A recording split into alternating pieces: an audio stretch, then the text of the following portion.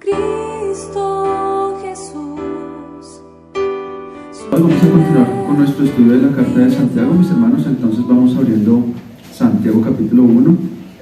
Y mis hermanos, para comenzar vamos a hacer memoria un poquito de lo que veíamos hace 8 días. Y hace 8 días comenzábamos a tocar, si no el punto más importante, uno de los puntos más importantes que vemos aquí en toda la carta de Santiago, que es no ser solamente oidores de la palabra, sino ser también hacedores. Vamos a ver que pues, Santiago enfoca mucho esto en toda su carta, acompañado de otros puntos. Entonces, mis hermanos, hay algo que es tan importante, algo que es fundamental, que nosotros debemos entender y que nosotros debemos grabar en nuestros corazones de esto que nosotros estamos leyendo y estudiando por medio de la palabra, y es justamente esto. ¿Cuál es la diferencia entre ser solamente un oidor de la palabra a ser un oidor y un hacedor de la palabra? Para eso entonces me gustaría volver a tocar algunos de los puntos que vimos en la reunión pasada, y para eso vamos a leer un trecho de la palabra que sería desde el versículo 23 hasta el 25. Dice: porque si alguno es oidor de la palabra pero no hacedor de ella, este es semejante al hombre que considera en un espejo su rostro natural, porque él se considera a sí mismo y se va, y luego olvida cómo era. Mas el que mira atentamente en la perfecta ley, la de la libertad, y persevera en ella, no siendo oidor olvidadizo, sino hacedor de la obra, este será bienaventurado en lo que hace. Entonces, mis hermanos, a mí me gustaría tocar algunos puntos, algunas características que suelen tener estas personas que son simplemente oidores. Hermanos, la idea, digamos, de todos estos estudios que nosotros vemos por medio de la palabra es transformarnos cada vez más a la imagen de nuestro Señor Jesucristo, ¿no? La palabra es la que nos hace examinarnos a nosotros mismos y ver la condición en la que estamos. Pero entonces, justo en este punto es lo que vamos. ¿De qué nos sirve ver la condición en la que estamos si no hacemos nada?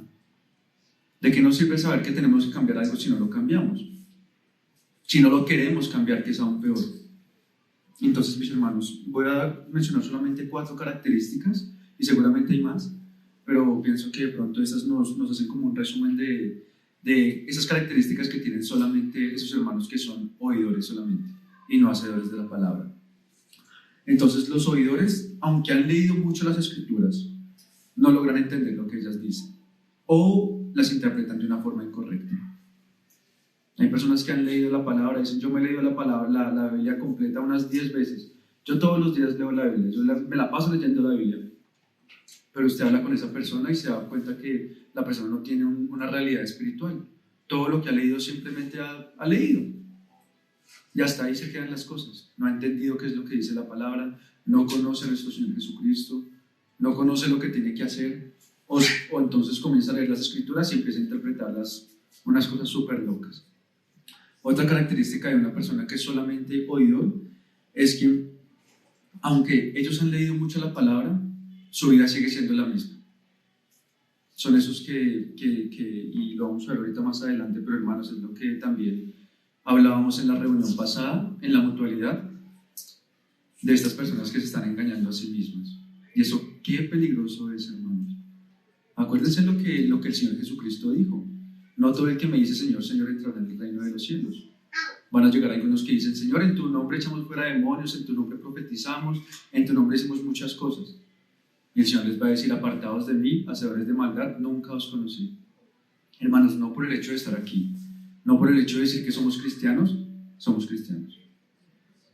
Y es lo que leíamos la vez pasada, y lo vamos a leer otra vez hoy, porque Santiago sabía que eso es tan importante que lo tuvo que volver a enfatizar.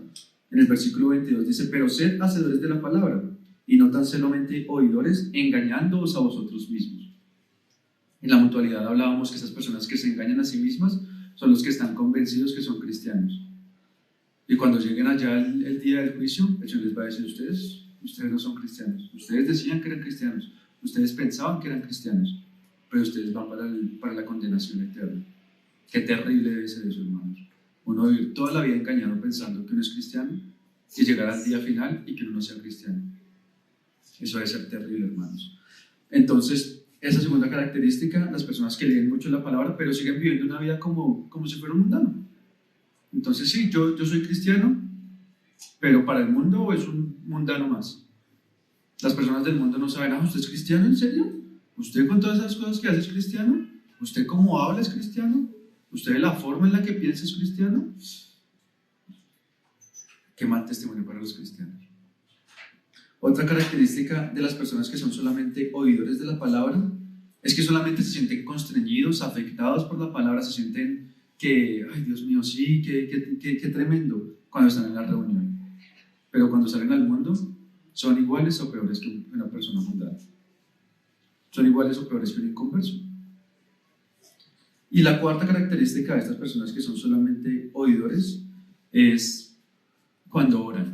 Nosotros tenemos dos tipos de oración, ¿no? La oración íntima y la oración, ¿cómo decir? Colectiva, gracias.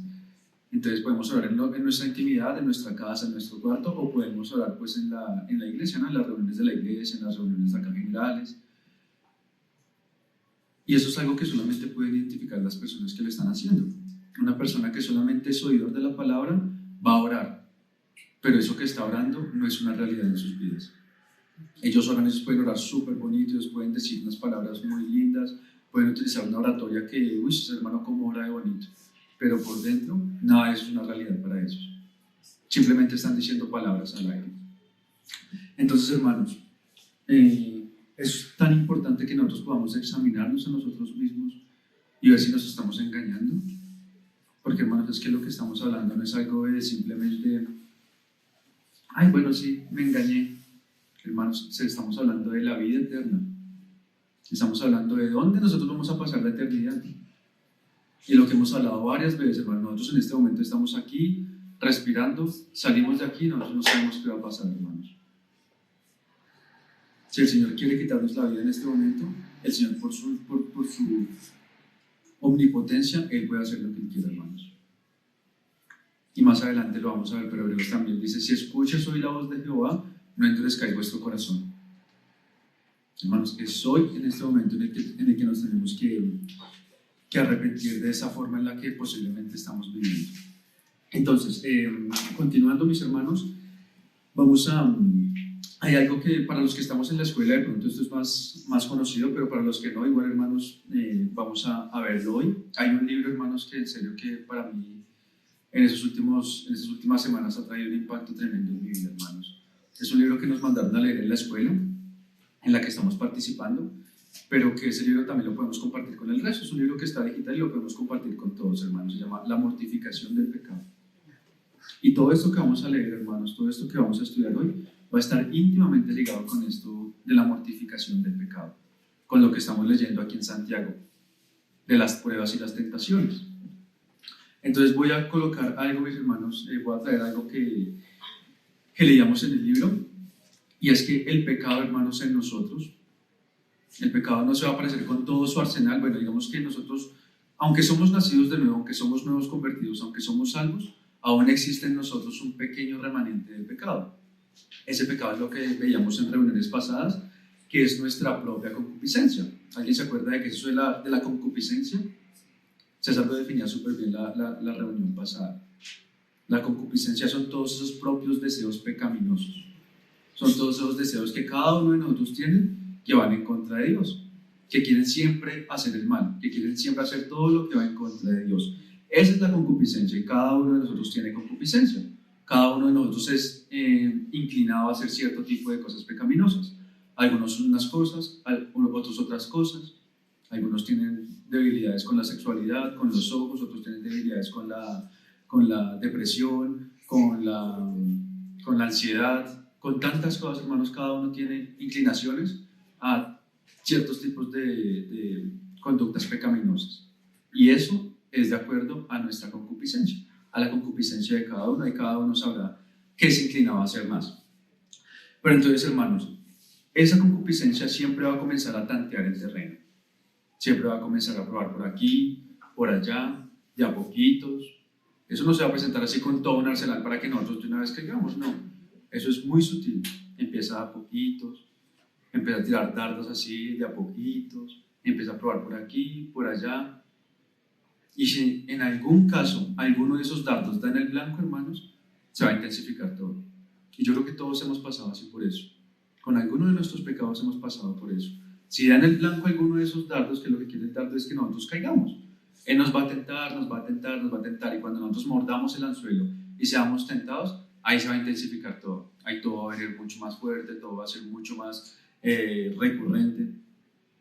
Hasta que el punto que una simple mirada se puede convertir en malos pensamientos, en adulterio, en homicidio. ¿Saben a quién le pasó eso, hermanos? A David. David solamente con ver una mujer desnuda, entonces empezó a pensar mal, fue a llamar a la mujer para poder adulterar con ella, y como él estaba tan enceguecido por su pecado, fue y mandó a matar al marido de la señora, de Betsabé. Entonces, hermanos, así empieza el pecado, de a poquitos, de a poquitos. Y si ese dardo, esos dardos que mandan nuestra concupiscencia, nuestros deseos, dan el blanco, hermanos, ahí va a ser un peligro para nosotros, y por eso es que nosotros tenemos que estar velando y orando para que eso no nos vaya a pasar. Y como lo leíamos ahorita, devolvámonos ahí un poquito en el libro anterior, en Hebreos 3. Muchos de nosotros, hermanos, ni siquiera es que el pecado, los dardos yerden en el blanco por casualidad, es porque nosotros dejamos que siempre den en el blanco. A veces ni siquiera es porque, ay, no, es que Satanás es tan malo. No, hermanos, nosotros somos los malos. Nosotros somos los que permitimos y dejamos que ese pecado tenga lugar.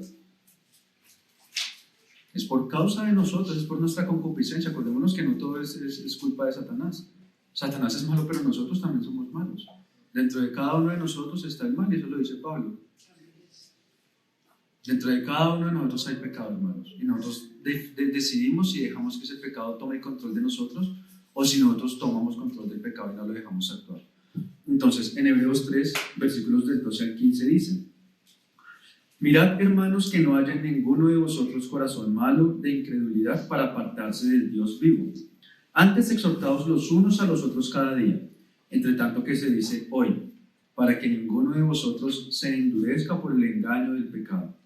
Porque somos hechos participantes de Cristo, con tal que retengamos firmes hasta el fin nuestra confianza del principio. Entre tanto que se dice, si oyereis hoy su voz, no endurezcáis vuestros corazones como en la provocación. Mis hermanos, muchos de nosotros, como lo decía ahorita, permitimos que esos dardos den en el blanco. Y muchos de nosotros no queremos abandonar ese pecado justamente por esto que dice acá Hebreos. Porque ya tenemos tan endurecido nuestro corazón que ya no queremos soltar ese pecado. Ese pecado nos gusta tanto que nuestro corazón no lo quiere soltar. Yo sé que es pecado, pero yo no lo quiero dejar. Yo sé que es pecado, pero es que es tan chévere, entonces me voy a hacer el loco aquí, y cuando nadie me ve, pues cometo mi pecado. Y en la iglesia se me hago el santurrón. Hermanos, muchas de estas cosas, muchas de las veces no queremos abandonar ese pecado, ese remanente del pecado que hay en nosotros, porque no queremos. Y porque amamos nuestro pecado. Y hermanos, eso qué peligroso es. Porque así como lo estamos viendo en Santiago, mis hermanos, vamos a volver a Santiago. Entonces, y acordémonos que todo esto está enfocado a ser no solamente oidores de la palabra, sino a ser hacedores. Entonces, ¿qué es lo que nos dice la palabra? Que tenemos que santificarnos, ¿no? Que tenemos que dejar todo nuestro pecado. Y Santiago nos está diciendo, usted no tiene que ser solamente oidor, usted tiene que ser hacedor. Por eso es que estamos viendo todo eso, hermanos, para que no perdamos el rumbo y sepamos en dónde estamos enfocándonos. Si nosotros estamos oyendo que tenemos que santificarnos, que tenemos que dejar nuestro pecado, entonces Santiago nos está diciendo, deje de solamente escuchar, ahora hágalo. Entonces, volvemos a él, mis hermanos. Si nosotros a veces no queremos dejar el pecado, si a veces nosotros no hemos dejado el pecado, es porque no queremos. Y es porque nuestro corazón está tan endurecido que ya no importa lo que yo escuche de la palabra, ya no importa qué tantas consecuencias yo escuche. No importa qué tantas imágenes, así como mi esposa mostraba hoy, vea que me hagan sentir terrible, que por tantas cosas mías el Señor padeció en la cruz. Ya no me importa, uy, qué feo, ¿no? Pero igual yo amo mi pecado. Hermano, qué terrible es eso, hermanos. Qué terrible es eso, mis hermanos. Entonces, que nosotros podamos en serio dejar de ser solamente oidores y nos convirtamos en hacedores, mis hermanos. Ahora, hay varias cosas que me gustaría tocar también del pecado, para saber cómo es el pecado, mis hermanos. Y este libro lo explica también, hermanos, en serio, será muy bueno que cada uno pudiera leer ese libro.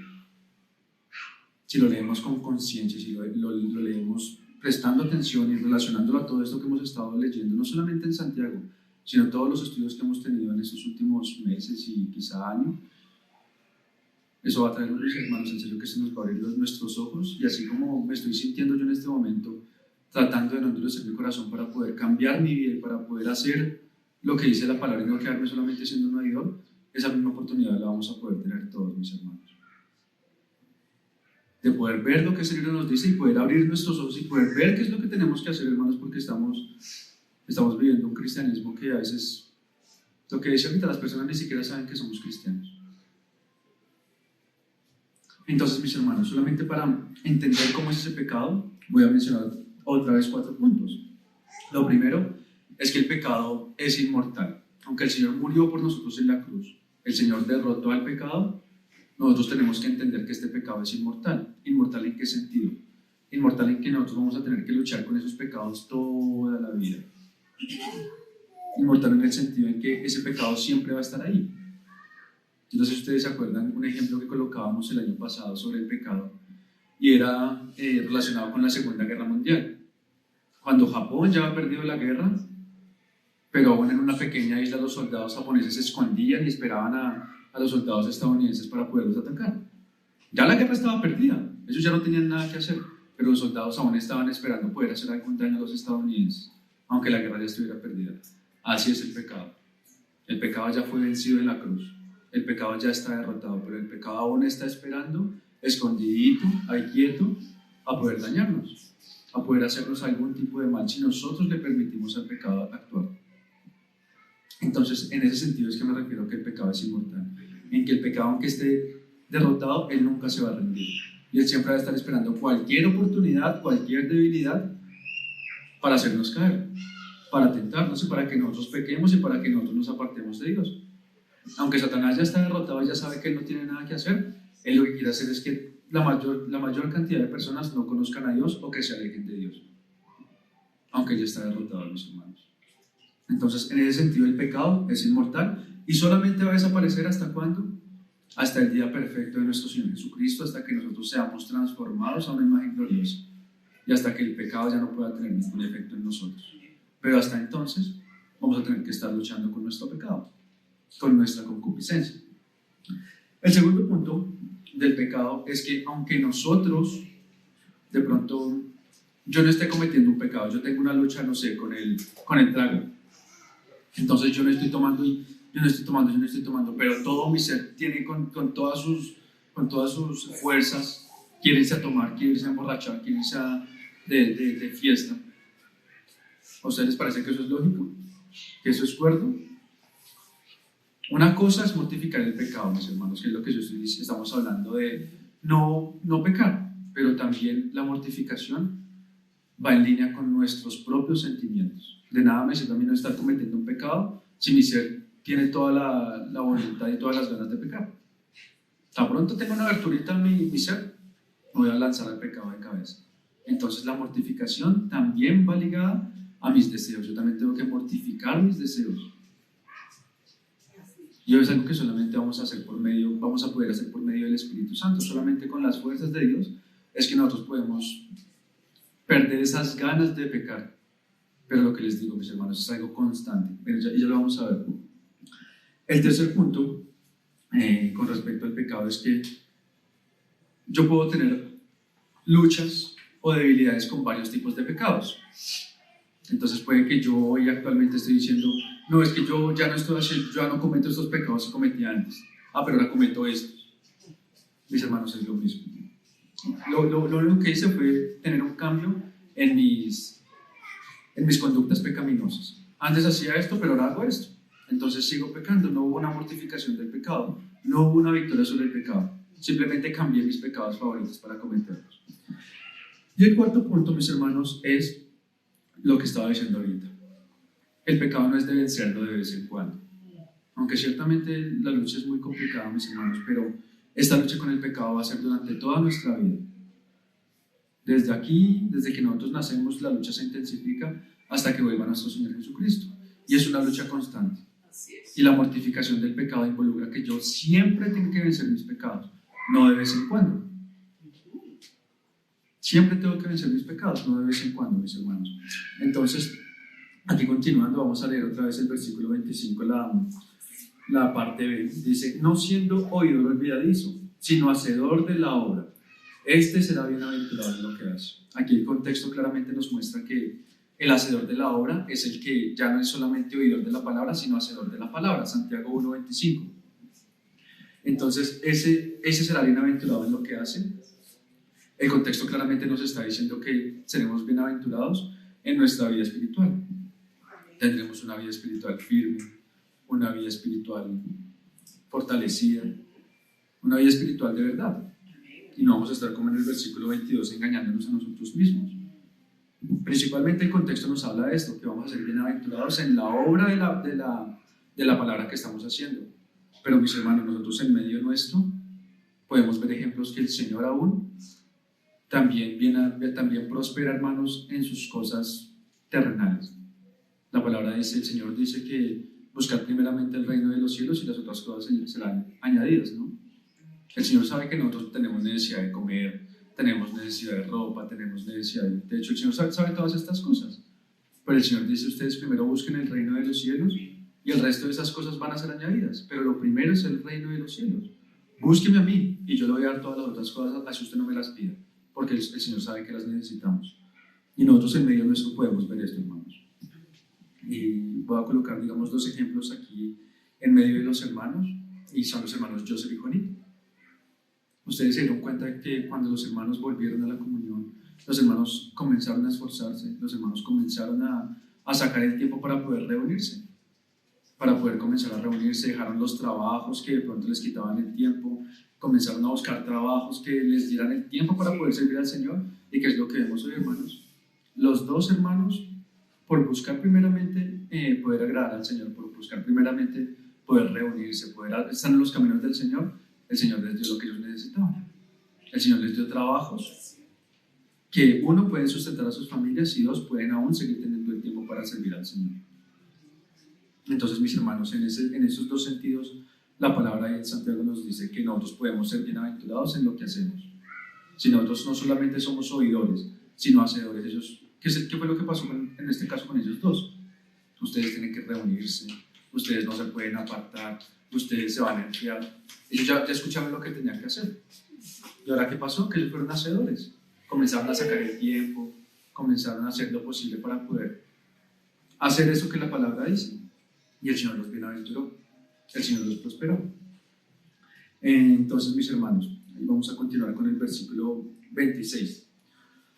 Si alguno se cree religioso entre vosotros y no refrena su lengua, sino que engaña su corazón, la religión del tal es vana. Mis hermanos, en medio de nosotros puede haber personas, pueden haber hermanos que se creen más santos o más espirituales que otros. Pero entonces acá Santiago nos va a mostrar que el ser en realidad espiritual o religioso, y digamos antes de pasar a eso me gustaría definir qué es eso de religión. Y leámoslo otra vez. Si alguno se cree religioso entre vosotros y no refrena su lengua, sino que engaña su corazón, la religión del tal es vana. Esa religión, hermanos, en el diccionario Bain dice que es el conjunto de prácticas y creencias de aquello que se considera sagrado. Y los hermanos Warren Wiersbe y Douglas J. Moo dicen que definen esta palabra como el acto de adorar a un dios o a dioses. Y era una palabra que se utilizaba mucho por los griegos. Entonces, digamos que el hermano estaba escribiendo como en este contexto de poder mostrar a los hermanos lo que en realidad significa esta religión. Hay muchas personas como hoy en día, ¿no? Muchas personas idólatras, muchas personas que de pronto solamente piensan que la religión es azotarse, es cumplir ciertos ritos, es hacer X o Y cosas. Pero la religión va mucho más allá. La religión tiene que involucrar, así como lo dice aquí Santiago, tiene que involucrar una práctica. Tiene que involucrar una práctica, eso que nosotros creemos. Y lo leemos nuevamente. Si alguno se cree religioso entre vosotros y no refrena su lengua, sino que engaña su corazón, la religión del tal es vana. Entonces, mis hermanos, para nosotros poder en realidad creer que somos religiosos o que somos espirituales, tiene que haber una práctica en nosotros.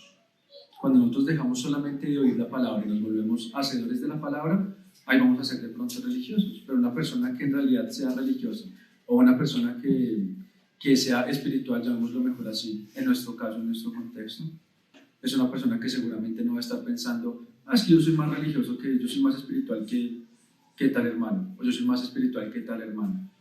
Es que yo, ese hermano, vea eso con lo que lucha ese hermano y nada que puede vencerlo. No como yo sí ya vencí eso. Hermanos, una persona que en realidad sea espiritual no va a estar con estas cosas. Nosotros, ¿en qué tipo de personas vemos ese tipo de actitudes? En las personas que son inmaduras. ¿Ustedes no han visto cómo son los niños cuando son chiquitos? Con sus juguetes. Mira, mi juguete es que yo no tengo, usted no lo tiene. Es que mi juguete es más bonito que el suyo. Es que a mí sí me regalaron y a usted no. Y así podemos ser inclusive entre nosotros. Es que yo soy ya vencí ese pecado y ese hermano no. Es que yo soy más espiritual y este hermano no. Es que yo sí voy a las reuniones y este hermano no. Hermanos, una persona en realidad espiritual no va a estar con ese tipo de cosas. No va a estar pensando ese tipo de cosas de los otros hermanos. Entonces, mis hermanos, alguien que en realidad se cree religioso tiene que tener una práctica en su vida. Y otra vez lo enlazamos con esto que estamos viendo, hermanos. Todo lo que estamos viendo, acordémonos que es relacionado con el contexto de las pruebas, y en este caso ahora estamos hablando de las personas que son oidores o hacedores. Entonces, en este caso, si alguno se cree religioso entre vosotros y no refrena su lengua, ese no refrena su lengua puede estar enfocado en dos cosas, mis hermanos. La primera forma de pronto de enfocar de no refrenar su lengua, y para eso vamos a Mateo 12, para poder entenderlo un poquito mejor. Mateo 12, 33 al 37. O haced del árbol bueno y su fruto bueno, o haced del árbol malo y su fruto malo, porque por el fruto se conoce el árbol. Generación de víboras, ¿cómo podéis hablar lo bueno siendo malos? Porque de la abundancia del corazón habla la boca. El hombre bueno del buen tesoro del corazón saca buenas cosas. El hombre malo del mal tesoro saca malas cosas. Mas yo os digo que de toda palabra ociosa que hablen los hombres, de ella darán cuenta en el día del juicio. Porque por tus palabras serás justificado y por tus palabras serás condenado. Entonces, mis hermanos, es algo que ya hemos leído también en varias ocasiones, es un pasaje bastante conocido entre nosotros, y es de la abundancia del corazón habla la boca. Lo que nosotros tengamos en nuestro corazón es lo que nuestra boca va a hablar. Puede que de pronto entre nosotros, y solamente es una posibilidad, puede que entre nosotros hayan personas que sean inconversas. Mis hermanos, nosotros podemos estar acá, podemos hablar bonito entre los hermanos, podemos cantar alabanzas, podemos orar, pero si en mi corazón hay solamente cosas contrarias a Dios, tarde o temprano mi boca va a hablar lo que en realidad tengo en mi corazón. Y hermanos, nuevamente repito el versículo, y ahorita lo vamos a volver a leer ahí en Santiago, pero nosotros nos podemos estar engañando a nosotros mismos, hermanos. Aún en lo que nosotros hablamos. Si yo estoy hablando cosas y yo estoy diciendo, no, es que yo sí soy nacido de nuevo, yo sí tengo certeza de salvación, pero mis hermanos, en mi corazón hay otra cosa totalmente diferente que inclusive puede que ni siquiera yo conozca. La palabra dice que el corazón es más engañoso que cualquier otra cosa. Ni siquiera nosotros podemos conocer nuestro corazón, hermanos. Entonces, bueno, que nosotros en realidad podamos entender esto, que nosotros en algún momento vamos a sacar a luz lo que en realidad tenemos en nuestro corazón. Y por eso Santiago nos está hablando de eso. Vamos a ir un poquito más adelante en Mateo 15.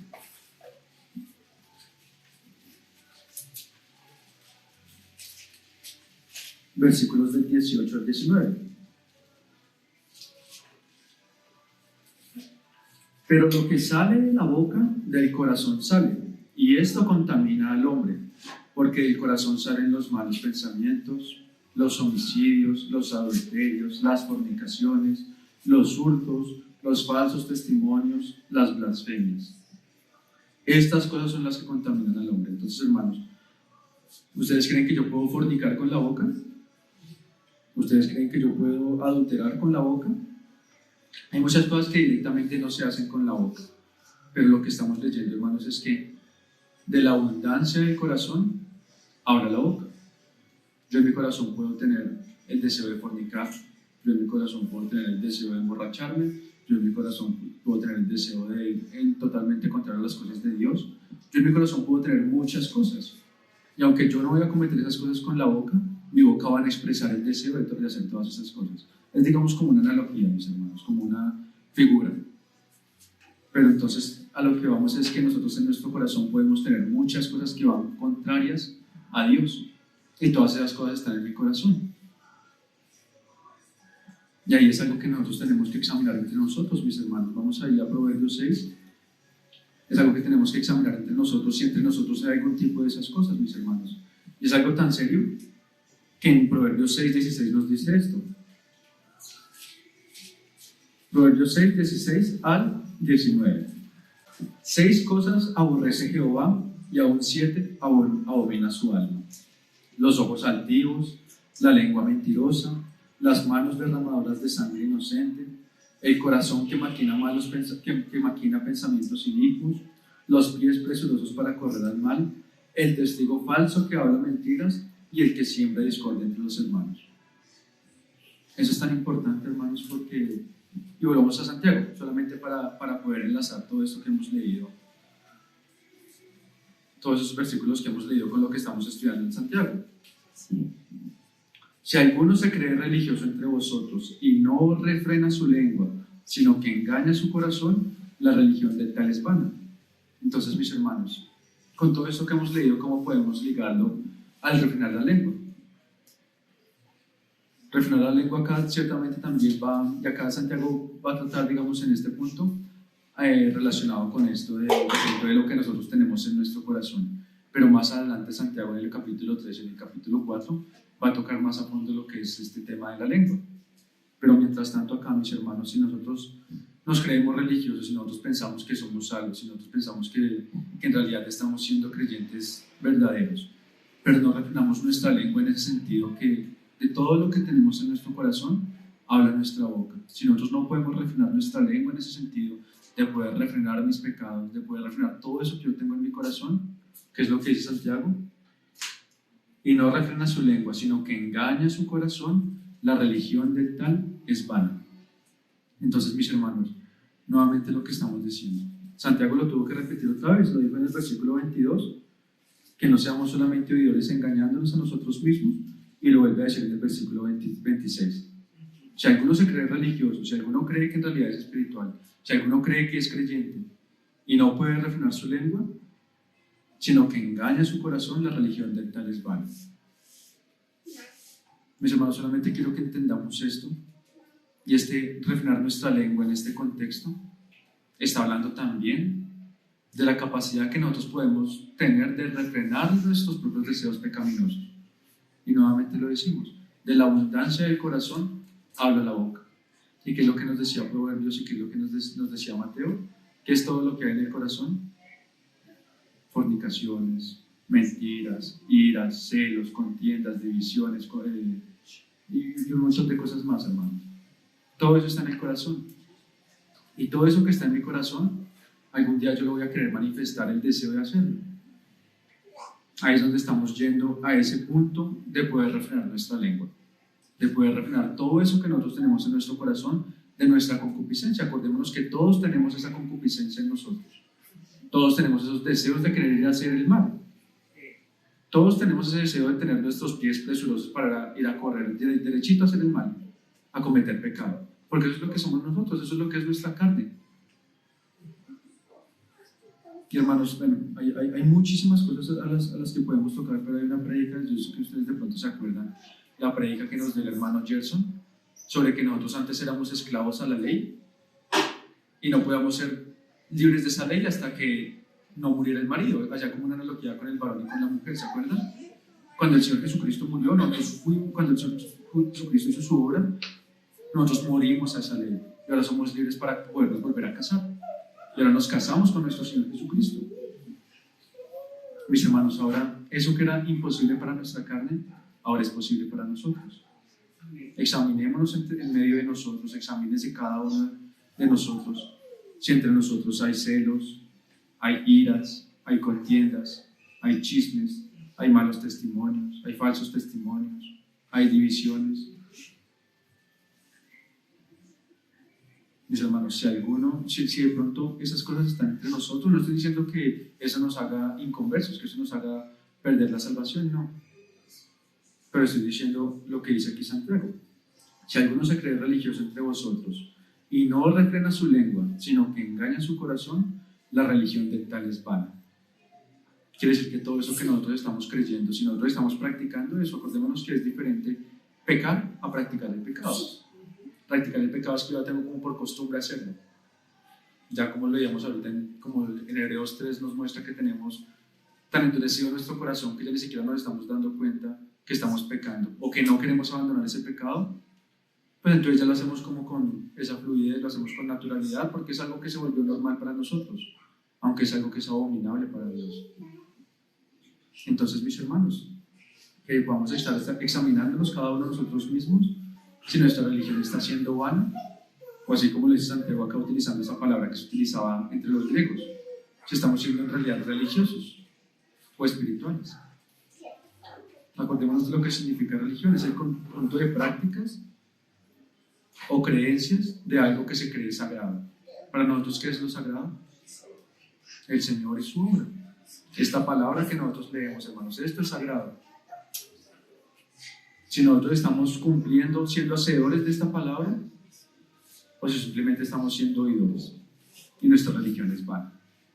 Que podamos estar examinándonos esas cosas que salen del corazón y si están entre nosotros, hermanos. Si está algo entre nosotros, trabajemos para cambiarlo, mis hermanos. Trabajemos para poder sacar eso de nuestro corazón. Trabajemos para poder morir para poder morir a esos pecados. Para no darle de comer a ese pecado. Acordémonos que el espíritu y la carne siempre van a estar el uno contra el otro. ¿Cuál va a ganar? El que siempre le demos más comida. Si yo alimento más a mi alma, me la paso viendo peliculitas, me la paso yendo a estar con mis amigos, a tomar, a tener conversaciones que no tienen nada que ver con el Señor. Y así me la paso toda la semana.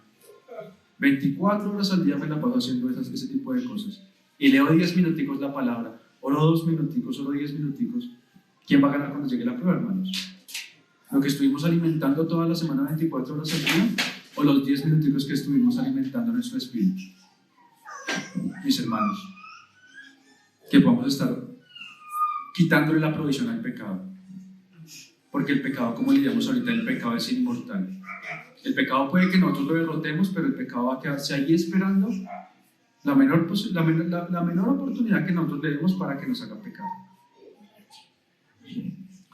Y pasando al último versículo, mis hermanos, ya con esto cerramos, leamos el versículo 27. La religión pura y sin mancha y sin mácula delante de Dios el Padre es esta: visitar a los huérfanos y a las viudas en sus tribulaciones y guardarse sin mancha del mundo. Acá Santiago no está resumiendo toda nuestra fe, no está diciendo que el centro de nuestra fe, que todo por lo que nosotros creemos, todo lo que nosotros profesamos, se resume en estas dos cosas, porque si no todos tendríamos que salir a ir a visitar a los huérfanos y a las viudas, porque es lo que está diciendo acá Santiago: la religión pura y sin mácula delante de Dios el Padre es esta: visitar a los huérfanos y a las viudas en sus tribulaciones. Aquí Santiago se está enfocando más en una cuestión práctica, y es que si nosotros en realidad nos creemos religiosos, que si nosotros en realidad decimos que somos cristianos, que somos buenos, que somos imitadores de Cristo, pues entonces nosotros tenemos que llevar eso a la práctica. Tenemos que demostrar ese amor también en la práctica. Y acordémonos que siempre todo lo que nosotros leemos en la palabra tiene que estar enfocado en el contexto en el que fue escrito, en el contexto de la época y en el contexto también, digamos, de lo que estaba pasando esa generación. Si nosotros leemos, inclusive en el Antiguo Testamento, un mandato del Antiguo Testamento, el tener cuidado especial de las viudas y de los huérfanos. ¿Por qué? Porque las viudas y los huérfanos representan a esas personas que están como en el abandono, esas personas que necesitan más más atención, esas personas que están desamparados. En esa época una mujer que se quedaba viuda, era una mujer que se quedaba sin el sustento de su marido, porque tampoco podía trabajar. Y un huérfano también, porque sus padres, que era quien les proveía todo, pues ya no tienen nadie que se lo provea. Entonces, las viudas y los huérfanos representan a esas personas que están desamparadas, que necesitan más atención que el resto. Y por eso es que Santiago está enfocando esto, digamos, esta parte más práctica, de poder tener cuidado de esas personas que están desamparadas. En nuestro contexto, ¿quiénes pueden ser las personas desamparadas? Para mí, cualquier persona que no tenga a Cristo es una persona desamparada. O inclusive también entre nuestros hermanos vemos que hay necesidades. Hay hermanos que están pasando por necesidades. Santiago lo va a mencionar más adelante en el capítulo 2:14. Dice: hermanos míos, ¿de qué aprovechará si alguno dice que tiene fe y no tiene obras? ¿Podrá la fe salvarle? Mis hermanos, nuestra fe también va acompañada de esa práctica que nosotros estamos hablando, de ser hacedores de esa palabra, de ser hacedores de la obra. No simplemente decir que yo soy creyente y ya. Hasta ahí se quedó mi fe. Creemos, sí, ¿y qué más? ¿Qué más aparte de su fe? ¿Podrá su fe solamente salvarle? Su fe tiene que ir acompañada de esa obra, de esa práctica de la palabra, de poder practicar esta palabra. Bueno, vamos a ir a Mateo 22, mis hermanos.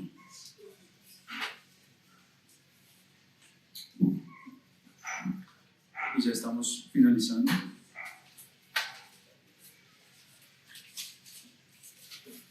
Mateo 22, del 36 al 40. ¿Ustedes se acuerdan, mis hermanos, cuando le preguntaron al Señor cuáles eran los mandamientos que resumían toda la ley y los profetas? Veamos ahí, Mateo 22, del 36 al 40. Maestro, ¿cuál es el gran mandamiento en la ley? Jesús le dijo: amarás al Señor tu Dios con todo tu corazón y con toda tu alma y con toda tu mente. Este es el primero y grande mandamiento. Y el segundo es semejante: amarás a tu prójimo como a ti mismo. De estos dos mandamientos depende toda la ley y los profetas. Entonces ustedes se pueden ver, hermanos. El Señor mismo fue el que lo dijo, no fue ninguno de los discípulos para que de pronto podamos decir: no, es que se equivocó. Fue el mismo Señor el que lo dijo. ¿De qué depende toda la ley y los profetas? De estos dos mandamientos: de amar al Señor tu Dios con todo tu corazón, con toda tu alma y con toda tu mente, y amar a tu prójimo como a ti mismo.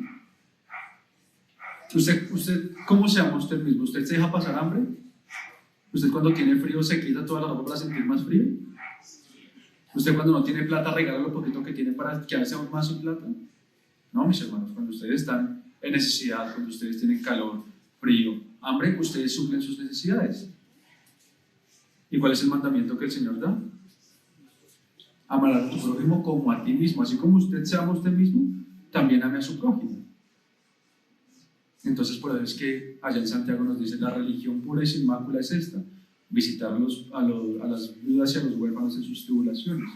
Así como usted se ama a usted mismo, vaya y visite a los huérfanos y a las viudas que tienen tantas necesidades.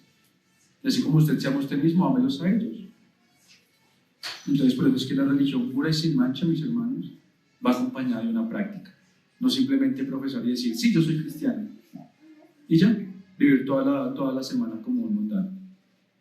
Y de vez en cuando venir a la reunión. O de vez en cuando venir a la reunión y poner cuidado, porque esa es la otra. Podemos estar acá y pensando por allá: quién sabe qué vamos a hacer de almuerzo, a qué hora se va a acabar esto, qué pereza, estoy todo me duermo. Podemos estar siendo en serio solamente oidores de la palabra, mis hermanos. Y como leíamos en Hebreos, ¿cuándo vamos a ser hacedores? ¿Cuándo podemos ser hacedores, hermanos? Si escuchamos hoy la voz de Jehová, no endurezcamos nuestros corazones. Es hoy, hermanos, es ahora. A veces nos tiene que pasar lo que le pasó a mi hermano: que tengamos un accidente bien feo para tirarnos en cama para poder ver al Señor. Porque a veces, si no es así, que nos toque nuestra carne, que nos toque nuestras cosas, no vamos a conocer a Dios nunca. Y ahí un poquito más adelante vamos a Juan 13:34. 13.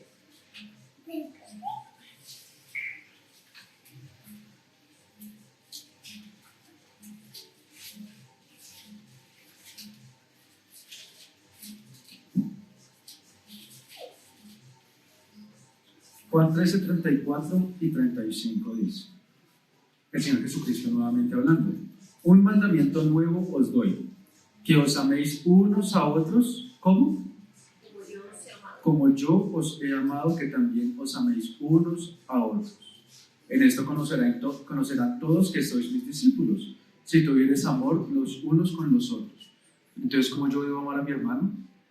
En esas tribulaciones, ya como veíamos en Santiago, cuidando de la vida de los huérfanos, como Cristo nos amó y como Cristo nos amó, mis hermanos. ¿Cómo veíamos ahorita en la cena que Cristo nos amó? Él se entregó a sí mismo, Él sufrió todo lo que nos correspondía sufrir a nosotros, Él lo sufrió por nosotros. Él entregó su vida por nosotros. Él perdonó toda nuestra deuda y la pagó Él. Ustedes imagínense de ver una cifra así bien loca, 300.000 trillones de pesos. ¿Ustedes cuándo pagan eso? Es una deuda impagable, hermanos. Así era nuestra deuda con Dios. Era una deuda que nadie podía pagar. ¿Y Jesucristo qué fue lo que vino e hizo por nosotros? Tranquilo, yo pago esa deuda por usted. Pero ahora usted viva como yo quiero que usted viva. Cree en mí. Haga la obra que yo le mando a hacer. Ya usted ya no vive más para lo que usted vivía. Yo morí por usted y eso por lo que usted te entregaba, eso de lo cual usted era esclavo, ya no es más esclavo. Ahora sea mi esclavo, pero no como lo vemos en el mundo. Y eso lo veíamos también hace un par de reuniones. Cuando tan pronto comenzamos a ver la carta de Santiago. Nuestra esclavitud con el Señor no es una esclavitud donde Él nos obliga a hacer todo lo que Él quiera, ¿no? Nosotros aún tenemos la libertad de poder escoger hacer lo que nosotros queramos. Y el Señor espera que nosotros escojamos hacer lo que a Él le gusta, lo que a Él le place. Y aún así tenemos nuestro corazón tan endurecido que no queremos soltar nuestro pecado, que no queremos abandonar nuestro pecado, que no queremos dejar de ver esa serie, esas películas que me gustan por servir más al Señor, por poder pasar un poquito más de tiempo orando, por poder pasar un poquito más de tiempo leyendo la palabra. Estamos entregando nuestra vida al enemigo, hermanos, y no nos damos cuenta. Y entonces que nosotros podamos amarnos los unos a los otros como Cristo nos ama, como Cristo amó a la iglesia. Y con esto cerramos, mis hermanos. Entonces, esa es la religión pura y sin mancha, podernos amar los unos a los otros así como Cristo amó a la iglesia. Eso es lo que dice Santiago. Y el segundo punto, y guardarse sin mancha del mundo.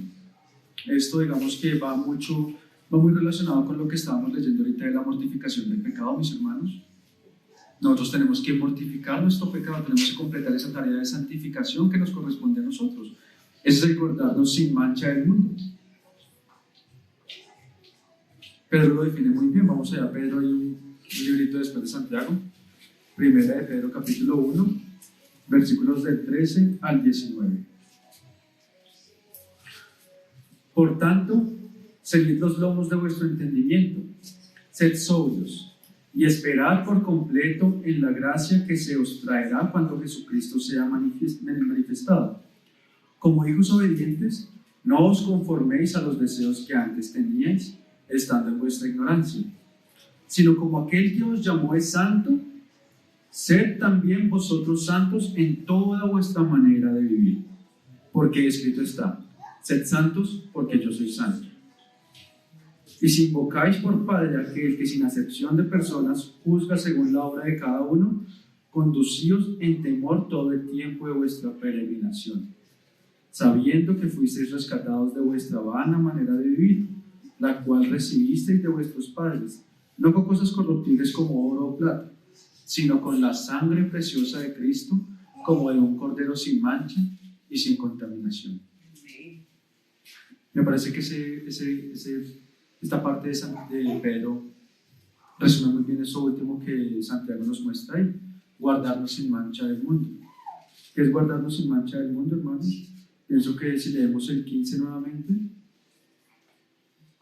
del 15 al 17, podemos resumirlo aún más. Sino como aquel que os llamó es santo, sed también vosotros santos en toda vuestra manera de vivir. En toda vuestra manera de vivir, hermanos. Lo que leamos ahorita no es que yo soy santo porque ya no estoy cometiendo este pecado, estoy cometiendo este, pero este ya no lo cometo más. En toda vuestra manera de vivir, hermanos. No es en algunos pecados sí, en otros no. Algunas cositas, pero es que es una mentirita piadosa, es mentira. La mentira no es piadosa, es pequeña o es grande, es mentira. El Señor dijo que solamente con codiciar a una mujer con nuestros ojos ya adulteramos con ella en nuestro corazón. Es adulterio. Sed santos en toda vuestra manera de vivir. Porque escrito está, sed santos porque yo soy santo. Y si invocáis por Padre a aquel que sin acepción de personas juzga según la obra de cada uno, conducíos en temor todo el tiempo de vuestra peregrinación. Entonces, hermanos, ¿cuándo tenemos que ser santos? ¿O en qué tenemos que ser santos? En toda nuestra manera de vivir. ¿Y cuándo? En todo el tiempo de vuestra peregrinación. Mis hermanos, es todo el tiempo y en todas las horas en las que tenemos que ser santos, para que nuestra religión no sea vana, como lo dice Santiago. Entonces, hermanos, examinémonos si estamos viviendo como verdaderos cristianos, si en realidad eso que nosotros profesamos es lo que somos, o si nos estamos engañando a nosotros mismos, si estamos corriendo el riesgo de llegar el día final y que el Señor nos diga, ¿ustedes quiénes son? No, es que Señor, yo iba a las reuniones los domingos y yo daba plata en las ofrendas y yo hacía este montón de cosas. ¿Quién es usted? Qué feo, hermanos. Debe ser una decepción terrible y no solamente una decepción, sino imagínense el dolor de haber gastado toda su vida engañado en algo que no era verdad y lo peor, que ya no tiene tiempo para solucionarlo, que ya no va a poder remediarlo de ninguna forma. El tiempo para nosotros arreglar nuestra vida espiritual es ya, hermanos. No es que lo voy a dejar para mañana, y si mañana ya no está, hermano. Es mientras que usted tiene vida, es mientras que tenemos el aliento de vida. Cuando el aliento de vida ya no está en nosotros, ya no podemos hacer nada. Que el Señor nos ayude. Padre, te damos gracias, Señor, por esta tu palabra. Damos gracias, Señor, por el depósito que tú colocas en tu iglesia, en tus siervos, Señor, a lo largo de la historia, Padre Santo. Te pedimos, Padre Santo, que, como en la parábola, Señor, de la viña, que desde el sembrador, Señor, que esta palabra, Señor, que esto que nosotros, si nos hemos sentido exhortados, Señor, que esto pueda ser guardado en nuestro corazón, que esto pueda dar fruto, Señor, que no sea como la semilla que cayó al lado de la tierra y se la comieron los pájaros, o la ahogaron las espinas, o cayó entre rocas y se secó, Señor, sino que esta tierra pueda caer esta semilla pueda caer en nuestros corazones, Señor, y que pueda dar fruto, y que podamos cambiar, Señor, que tú puedas cambiar, Señor, nuestro corazón de piedra por un corazón de carne, Señor, que nosotros podamos arrepentirnos de nuestra vana manera de vivir, Señor, que nosotros podamos arrepentirnos de nuestro arrepentimiento, Señor, que a veces nuestro arrepentimiento es falso. Y en realidad no nos hemos arrepentido de nada y aún seguimos amando el pecado, Señor. Ayúdanos a ser hallados fieles ante ti, Padre Santo. Ayúdanos a ser verdaderos cristianos espirituales, Señor. Ayúdanos a poder practicar toda tu palabra. Ayúdanos a poder ser no solo oidores, sino hacedores de tu palabra, Señor. Ayúdanos a perseverar en toda esta obra y a poder ser santos, Señor, como tú eres santo. A poder ser santos en toda nuestra manera de vivir y a ser santos siempre en todo nuestro momento de peregrinación en este mundo, Señor. Te pedimos por el restante de esta tarde, Señor, y por el restante de esta semana, y que tú en realidad puedas obrar un cambio, Señor, en nosotros. Que tú puedas exhortarnos, Señor, a nosotros mismos y que podamos cambiar, Señor, que podamos en realidad tener un cambio y que podamos en realidad entregar nuestras vidas a ti, Señor. Y que no sigamos viviendo según nuestros propios conceptos personales, Señor, de lo bueno y lo malo. Gracias, Padre Santo, por los hermanos que estuvieron aquí este día, Señor, aún por los que no pudieron venir, Señor, y colocamos el restante del tiempo de esta reunión en tus manos, Padre Santo, para que aún tú tengas el control de todas las cosas, Señor. Lo pedimos todo en el nombre de nuestro Señor Jesucristo, Padre.